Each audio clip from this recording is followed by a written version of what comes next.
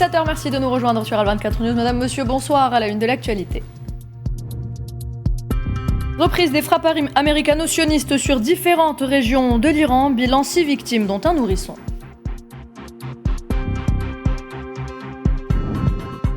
Malgré les bombardements, la vie continue à Téhéran. La capitale iranienne vit au rythme des derniers jours du mois sacré du Ramadan.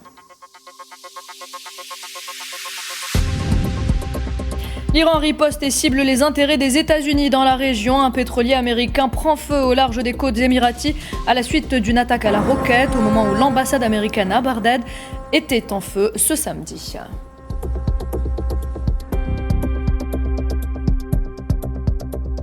Les frappes sionistes s'intensifient sur plusieurs régions du Liban et font au moins 24 martyrs durant ces dernières 24 heures.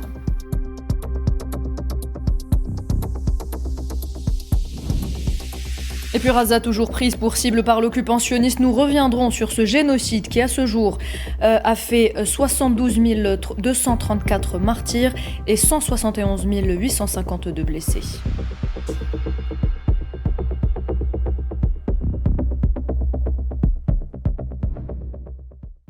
Bienvenue à vous, mesdames et messieurs. Si vous venez de nous rejoindre, on entame cette édition avec la reprise des frappes américano-sionistes sur différentes régions d'Iran. Une information confirmée par les médias iraniens qui évoquent des bombardements sur les villes de Tabriz et de Kerman. Les frappes auraient pour l'heure fait 6 victimes, dont un nourrisson.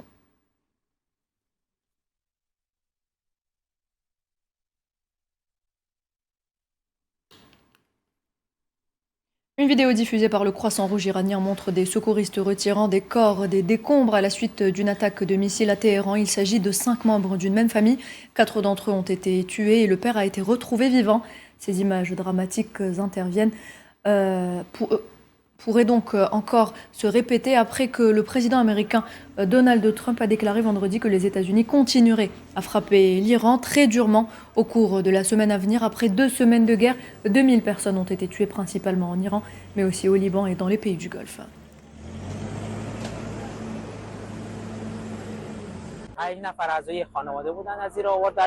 Nous avons extrait 5 membres d'une même famille des décombres. Le père était vivant lorsqu'on l'a retrouvé. La mère se trouvait dans la cuisine et elle a été tuée. 2 adolescents sont également décédés. Le plus jeune membre de la famille, âgé de 33 ans, a lui aussi péri.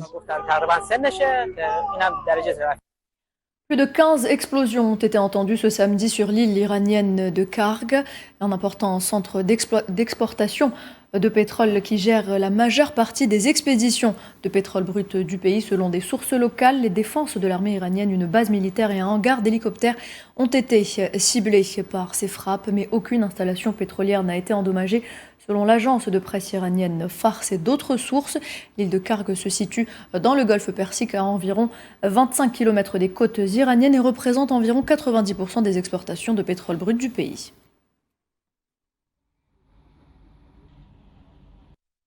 Et des centaines d'Iraniens ont assisté plus tôt ce samedi aux funérailles d'Ali Shamkhani, conseiller politique du défunt guide suprême iranien l'ayatollah Ali Khamenei, à Téhéran. Vétéran de la guerre Iran-Irak de 80 à 88, Shamkhani a été conseiller politique de Khamenei depuis son départ du Conseil suprême de sécurité nationale en 2023.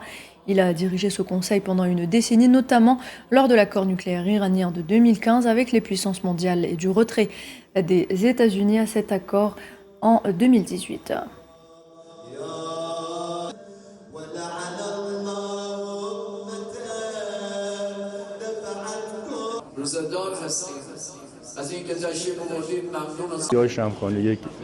Ali Shamkhani était un général militaire de premier plan qui a joué un rôle important. Par ailleurs, il a également joué un rôle significatif dans la création du Hezbollah au Liban. Étant donné que j'étais la plupart du temps sur le front, il était mon adjoint à Téhéran. Sous la supervision de notre imam martyr, il assurait le suivi des questions relatives à la formation et à l'organisation du Hezbollah. C'est pourquoi Israël cherchait à assassiner Shamkhani depuis des années, en réalité depuis très longtemps. Et en ces derniers jours du mois sacré du Ramadan, Téhéran vit au rythme des bombardements américano-sionistes, mais les habitants ne semblent pas vouloir céder à la psychose. Les Téhéranais résistent. Dans la journée, ils vaquent à leurs occupations et le soir, ils se ruent vers les plats à emporter avant l'iftar, des habitudes qu'ils veulent perpétrer, même si certains commerçants comme les restaurateurs ont vu la fréquentation de leurs établissements baisser. Souila Akilal. Malgré une présence militaire remarquée, la vie semble suivre son cours normal. Dans les rues de Téhéran, les voitures et les scooters circulent et les Téhéranais vaquent à leurs occupations quotidiennes, à travailler, à faire leurs courses, au rythme d'une matinée de Ramadan. Malgré les attaques en cours et les rumeurs qui veulent que la capitale soit une ville fantôme sans âme qui vive. La vie quotidienne est comme avant. Il est vrai que certaines personnes ont quitté Téhéran, peut-être parce qu'elles habitent près de la base militaire. Mais beaucoup sont encore là, surtout dans nos quartiers. Ils n'ont pas bougé, ils continuent à vivre normalement. Je travaille dans une raffinerie et j'y retourne malgré les circonstances. Plus de 90% du personnel est à son poste. Plus tard dans la journée, à l'approche du coucher du soleil et donc de la rupture du jeûne, les rues s'animent et les restaurants connaissent une effervescence particulière. Si certains choisissent de manger sur place, la majorité des clients viennent pour des plats à emporter pour l'iftar. Même si les restaurants continuent de travailler, leur activité a largement été impactée par la guerre. Tous constatent un recul de fréquentation, y compris des livraisons à domicile. Chaque jour, nous avons peur. Chaque jour, nous allons travailler la peur au ventre. En raison des problèmes récents, notre clientèle a relativement diminué. Mais malgré cela, notre lieu de travail reste plus fréquent qu'ailleurs. Les activités commerciales et les moyens de subsistance ont été fortement perturbés. De nombreux commerces sont fermés et les gens se sont réfugiés dans les petites villes. Il y a beaucoup moins de clients, même à domicile. De toute façon, nous avons enregistré de nombreuses annulations. Après 2 semaines de bombardements américano-sionistes, les Téhéranais tentent de ne pas céder à la panique. Si certains ont préféré fuir la capitale, d'autres tentent de résister et de finir le mois du Ramadan paisiblement, dans l'espoir de voir la guerre prendre fin dans les meilleurs délais. Des véhicules et des constructions ont été endommagés dans une localité des territoires palestiniens occupés la nuit dernière, alors que l'Iran et le Hezbollah ont lancé des missiles et des roquettes visant le nord des territoires. Les gardiens de la révolution iraniens ont affirmé avoir mené des attaques contre l'entité sioniste en collaboration avec le Hezbollah, rapporte l'agence de presse iranienne Tasnim.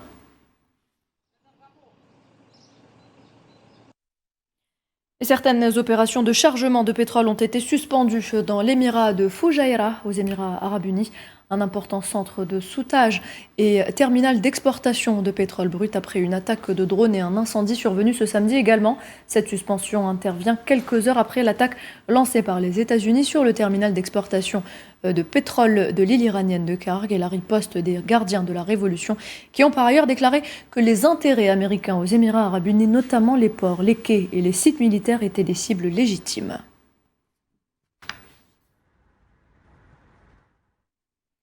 Et ces images montrant l'incendie d'un pétrolier américain dans le golfe Persique au large des côtes de l'émirat de Sharjah aux Émirats arabes unis. L'incendie se serait déclaré à la suite d'un incident sécuritaire qui serait dû à une attaque contre des navires dans la région, tandis que Téhéran n'a pas revendiqué la responsabilité de cet acte. Cet incident survient dans un contexte d'escalade des tensions militaires dans le Golfe et le détroit d'Ormuz, où plusieurs navires marchands et pétroliers ont été la cible d'attaques à la roquette ou par des drones au cours des dernières semaines, causant des dommages à certains navires et faisant des morts parmi les équipages lors d'incidents précédents. Et l'ambassade américaine à Bagdad, capitale irakienne, a été également touchée par une attaque de missiles selon des sources sécuritaires irakiennes à Reuters. Et des images vidéo de témoins oculaires montrent d'un incendie qui ravage le bâtiment de l'ambassade, projetant d'épaisses volutes de fumée noire dans le ciel. Plusieurs vidéos montraient de la fumée s'échappant du bâtiment. Aucune version antérieure de la vidéo n'a été retrouvée en ligne avant ce 14 mars. Les sources sécuritaires irakiennes n'ont pas fourni d'autres détails sur les dégâts.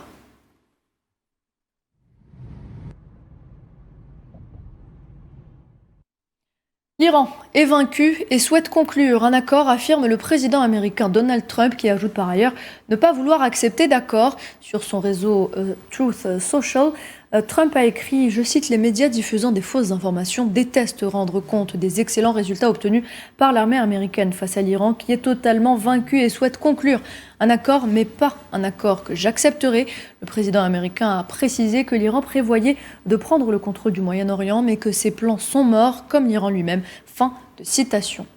Les Iraniens avaient déjà démenti les propos du président américain selon lesquels Téhéran sollicite un accord avec Washington et posait des conditions pour d'éventuelles négociations.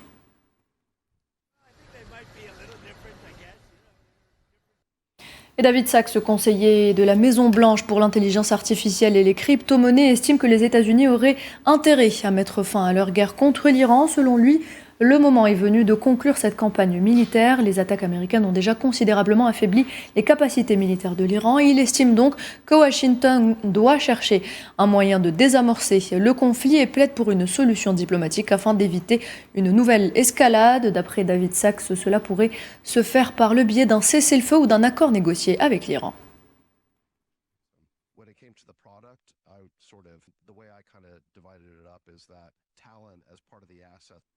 De son côté, le porte-parole des Nations Unies a averti vendredi que la fermeture du détroit d'Ormuz, une voie maritime essentielle au Moyen-Orient, pourrait avoir un impact immense sur les opérations humanitaires dans le contexte de la guerre américano-sioniste contre l'Iran.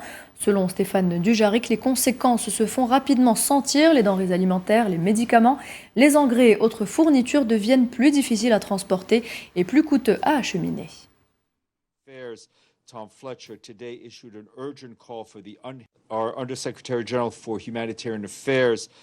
Notre secrétaire général adjoint aux affaires humanitaires, Tom Fletcher, a lancé un appel urgent pour un passage libre et sûr des cargaisons humanitaires à travers le détroit d'Ormuz. Il a averti que toute perturbation entraînerait une flambée des prix des denrées alimentaires, des médicaments et autres produits de première nécessité, frappant de plein fouet les populations les plus vulnérables au Moyen-Orient et au-delà. Les denrées alimentaires, les médicaments et autres produits essentiels sont en danger. Les approvisionnements destinés à des opérations en Afrique de l'Est et dans d'autres régions d'Afrique subsaharienne pourraient devenir plus difficiles à transporter et plus coûteux à acheminer, alors même que la famine menace des pays comme la Somalie. Fletcher a soulevé directement cette question auprès des principaux acteurs et les exhorte à permettre la libre circulation des cargaisons humanitaires à travers le détroit afin que l'aide vitale puisse continuer à parvenir aux populations qui en dépendent. So life-saving aid can continue to reach people whose lives depend on it. Et la hausse des prix de l'énergie alimentée par la guerre au Moyen-Orient rend plus difficile la reprise du secteur manufacturier de la zone euro, notamment dans les secteurs à forte intensité énergétique. Les données publiées vendredi montrent que la production industrielle de la zone euro a chuté de 1,5% en janvier par rapport au mois précédent, après un recul de 0,6% en décembre, atteignant ainsi son niveau le plus bas depuis décembre 2024.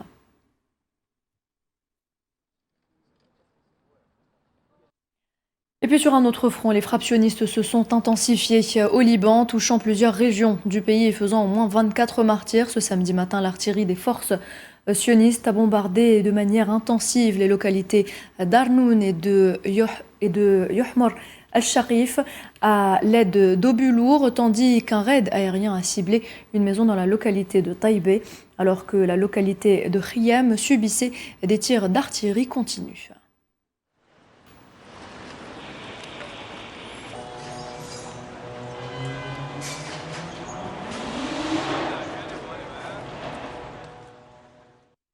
Et parallèlement, une frappe sioniste sur la ville libanaise de Saïdeh a fait 4 martyrs. Depuis le 2 mars, les frappes sionistes ont tué 773 personnes au Liban, rapporte l'agence de presse officielle citant le ministère de la Santé.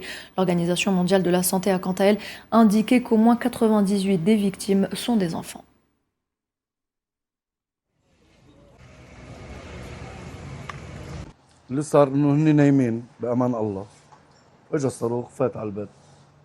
Ce qui s'est passé, c'est qu'ils dormaient lorsqu'un missile a frappé la maison, tuant 4 personnes d'une même famille. Nous n'appartenons à aucun parti. Nous n'avons rien à voir avec personne. Mon oncle était ouvrier et sa femme était enseignante à l'école Imen. Son fils était ingénieur et son cadet venait d'obtenir son diplôme et souhaitait lui aussi devenir ingénieur. Voilà, comme vous pouvez le constater, les dégâts sont considérables. Ce qu'ils ont fait est un massacre.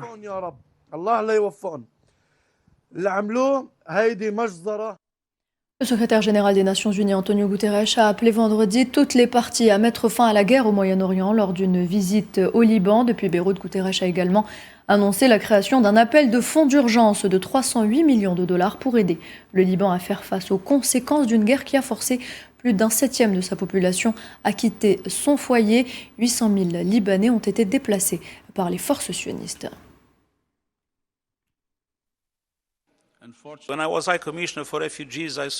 Lorsque j'étais haut commissaire aux réfugiés, j'ai constaté la générosité des Libanais qui ont accueilli tant de Syriens et de Palestiniens. Aujourd'hui, j'ai le cœur brisé de voir le peuple libanais souffrir autant. 800 000 déplacés, 1500 morts et une situation absolument dramatique. Mon message est très clair. Nous devons mettre fin à cette guerre. Plus de 816 000 personnes ont été déplacées à l'intérieur du Liban et plus de 90 000 personnes, principalement des Syriens, mais aussi des Libanais, ont franchi la frontière syrienne.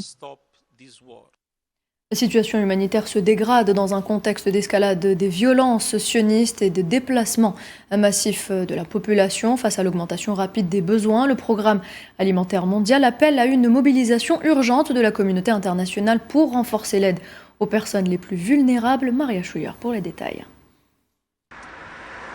Au Liban, la situation humanitaire continue de se dégrader sous l'effet de l'agression sioniste et de l'intensification de l'offensive militaire de l'assaillant. Des milliers de familles libanaises ont été déplacées et trouvent désormais refuge sous des tentes le long du front de mer de Beyrouth.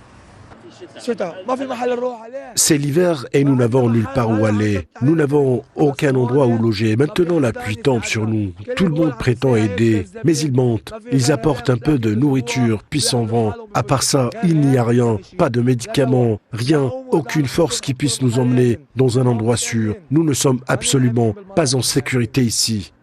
Alors que la crise humanitaire s'intensifie, le Programme alimentaire mondial alerte sur l'ampleur des besoins et appelle la communauté internationale à renforcer son soutien. L'agence onusienne souligne l'importance de soutenir les communautés d'accueil et de maintenir les programmes destinés à renforcer la résilience des populations. Vous savez, nous devons maintenant nous concentrer sur l'essentiel. Ce qui importe en temps de crise, c'est de ne pas relâcher les efforts déployés pour renforcer la résilience, que ce soit par le biais de l'alimentation scolaire en général ou par la promotion des moyens de subsistance à la plus grande échelle. Il est également important pour la cohésion sociale que les communautés d'accueil soient soutenues et pas seulement celles qui ont dû fuir, et que l'aide aux réfugiés, par exemple syriens, puisse se poursuivre. Nous devons donc établir des priorités claires concernant les besoins les plus immédiats, ce qui peut suffire pendant quelques semaines, mais pas sur le long terme. Le Programme alimentaire mondial s'inquiète de la difficulté à maintenir l'aide dans la durée, alors que la crise se multiplie et que les financements restent limités. Il prévient que ces ressources actuelles restent insuffisantes pour répondre à l'ampleur de la crise.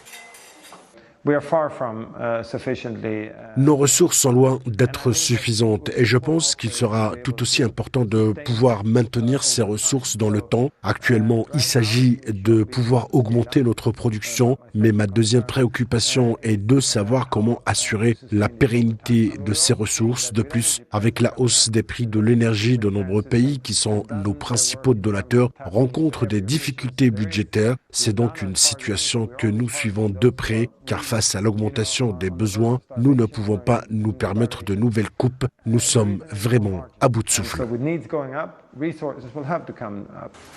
Dans un contexte d'insécurité persistante, le Programme alimentaire mondial lance un appel urgent à la mobilisation internationale, alors que la crise humanitaire au Liban s'aggrave et que les besoins des populations déplacées continuent d'augmenter. Et retour à présent sur la situation humanitaire à Gaza. À ce jour, l'agression génocidaire sioniste contre l'enclave palestinienne a fait 72 234 martyrs et 171 852 blessés, selon un nouveau bilan communiqué par les autorités sanitaires palestiniennes. Rien que durant les dernières 48 heures, les corps de 7 martyrs ainsi que 13 blessés ont été transférés vers les hôpitaux de Gaza. Il faut savoir que depuis l'entrée en vigueur du cessez-le-feu, le 10 octobre dernier, 658 Palestiniens sont tombés en martyrs.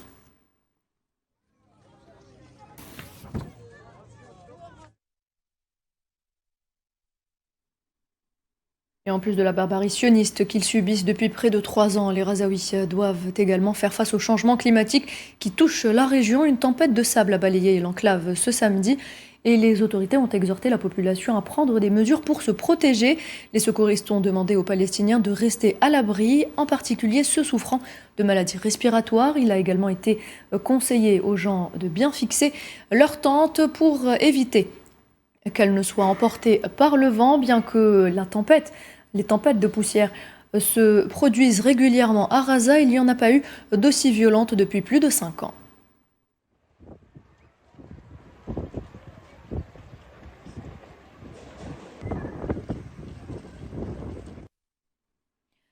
Et alors justement que la guerre américano-sioniste contre l'Iran s'intensifie, les Palestiniens de Raza espèrent un jour rentrer chez eux et craignent cependant que cette guerre n'éclipse leur situation désastreuse à Malamazian-Zitouni. Ces hommes de la famille An-Najjar, accompagnés de leurs enfants, marchent près des décombres et se dirigent vers l'endroit où se déroule la prière du vendredi. Une tente aménagée en lieu de prière au milieu d'un campus scolaire détruit. Les femmes de la famille An-Najjar, quant à elles, préparent le repas du ftour pour rompre le jeûne de la journée, en dressant un repas simple composé de salade et de soupe de nouilles aux légumes, avec à peine assez de protéines. Rim An-Najjar souhaite que d'ici le prochain ramadan, elle serait rentrée chez elle avec sa famille, mais vu l'attention portée sur l'Iran actuellement, elle craint d'être oubliée. La guerre contre l'Iran aura des conséquences dramatiques, car nous serons oubliés par les pays qui veulent nous aider, par ceux qui veulent déblayer les décombres. Nous rêvions encore de voir les décombres de nos maisons déblayées avant la reconstruction, afin de retrouver l'espoir de pouvoir regagner nos foyers l'année prochaine, pour le prochain Ramadan. Mais cette guerre contre l'Iran n'augure rien de bon. Plusieurs membres de la famille An-Najjar se rassemblent sur le toit de leur maison détruite pour rompre le jeûne ensemble. Cette famille, à l'image des Razaouis, endure des conditions très difficiles en ce mois sacré. Une autre année où rien n'est resté pareil à Raza pendant le Ramadan, malgré le cessez-le-feu entré en vigueur. Quand notre maison nous manque, nous allons prendre l'iftar sur les décombres. On dépose notre nourriture et on se souvient des bons moments. Aujourd'hui, il n'y a plus de bons moments. Aujourd'hui, il y a la souffrance des tentes, des rats, le feu et la fumée. Nous voyons tant de souffrances. Un ramadan au milieu des ruines, les Razaouis subissent toujours les séquelles de 2 ans de génocide qui ne s'est pas estompé. Entre fermeture des passages, crise humanitaire et guerre en Iran, les Palestiniens de Raza ont peur d'être abandonnés. Et puis autre dossier auquel on s'intéresse dans cette édition, la Russie aurait bombardé l'Ukraine avec des missiles et des drones dans la nuit, tuant au moins 4 personnes et causant des dégâts dans 5 régions du pays. Le président Volodymyr Zelensky a déclaré que la principale cible était l'infrastructure énergétique de Kiev, ajoutant que des bâtiments résidentiels, des écoles et des entreprises avaient également été endommagés.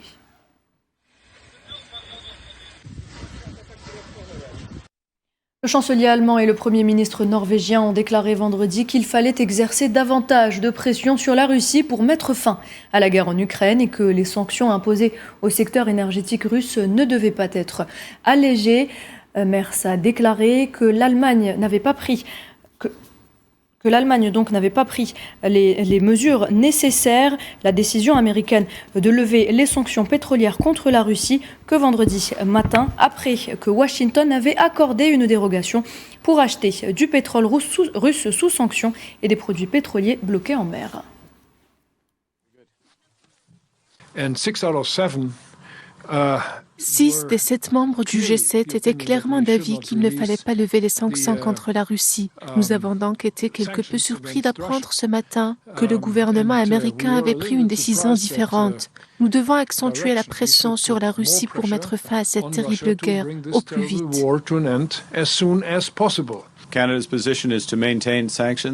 La position du Canada est de maintenir les sanctions contre la Russie, y compris celles visant la flotte clandestine qui transporte ce pétrole. Vous savez, la Russie et l'Iran ont entretenu une coopération très étroite au détriment du peuple ukrainien et au prix de graves conséquences pour la paix et la sécurité en Europe.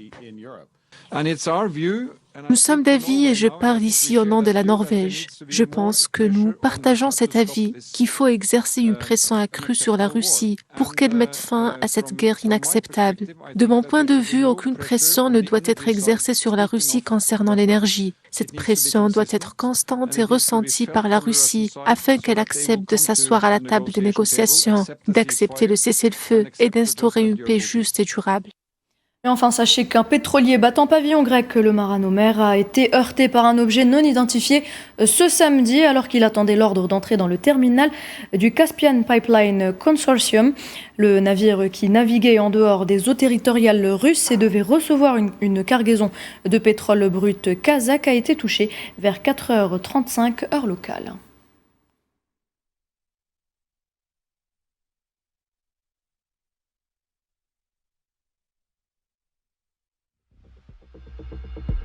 Et voilà, c'est avec cette information qu'on arrive à la fin de cette édition. Merci de l'avoir suivi. Très bonne soirée.